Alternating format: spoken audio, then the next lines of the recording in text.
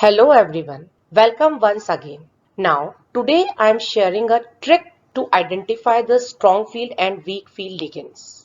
Now, like if you want to find out the hybridization state, or if the complex is inner orbital or outer orbital, or the magnetic moment, or to find out the number of unpaired electrons, so we should know whether the ligand is strong or weak, because in this way we can find out whether the pairing takes place or not. So normally, to find out the strength of the ligand, we follow the spectrochemical series in which ligands are arranged in the increasing order of their CFSE. But it is very difficult to learn the order of CFSE as it is.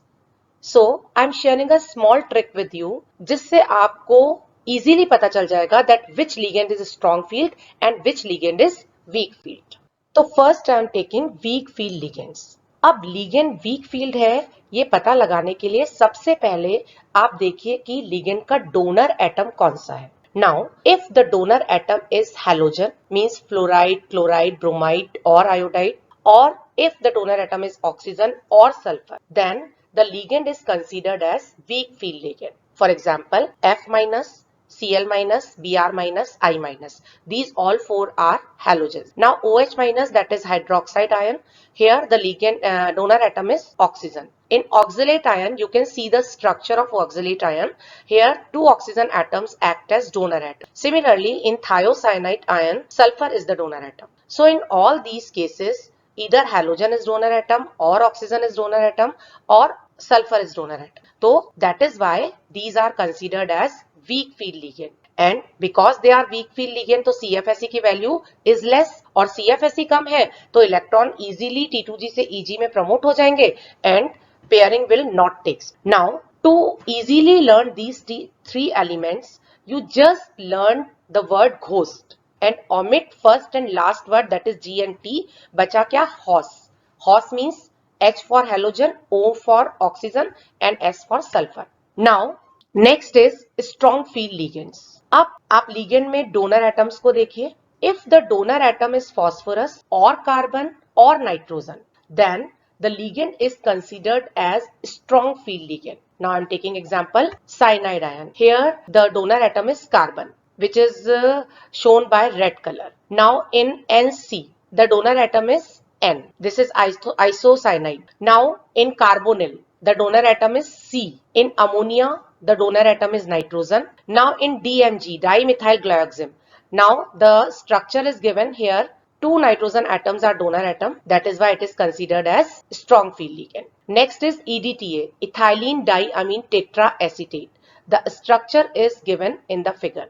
Now here two nitrogen atoms, which is shown by the blue color, are donor atom, and as well as oxygen. Four oxygen atoms are also donor atom, which are attached with a double bond. But because it forms chelate, so due to the chelate formation, it is considered as strong field ligand. Now the next is triphenylphosphine. The structure is given. Here phosphorus is the donor atom.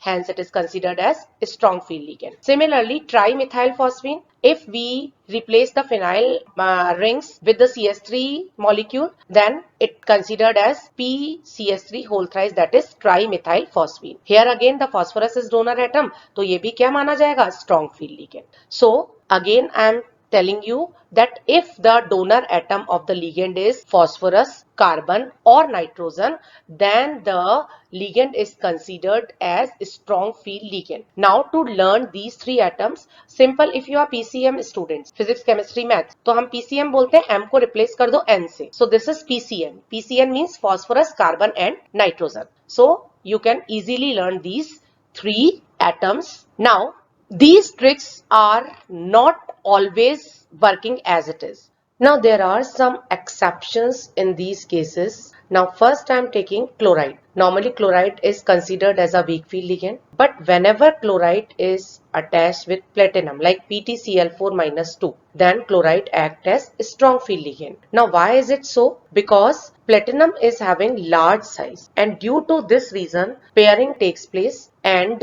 chloride acts as a strong field ligand, and the complex is square planar rather than tetrahedral. Now second exception is ammonia. Ammonia is actually present in between the spectrochemical series. So it can be act as strong field as well as weak field ligand. Now, in which cases ammonia को हम consider करेंगे as strong field ligand? When the central metal atom is cadmium, cobalt, iron and copper. Apart from these four cases, in all the other metal atom, the NH3 is considered as weak field ligand. Thank you. Hope you like the video. For more videos and more tricks, keep watching and subscribe my channel so that you will get the notification for upcoming videos.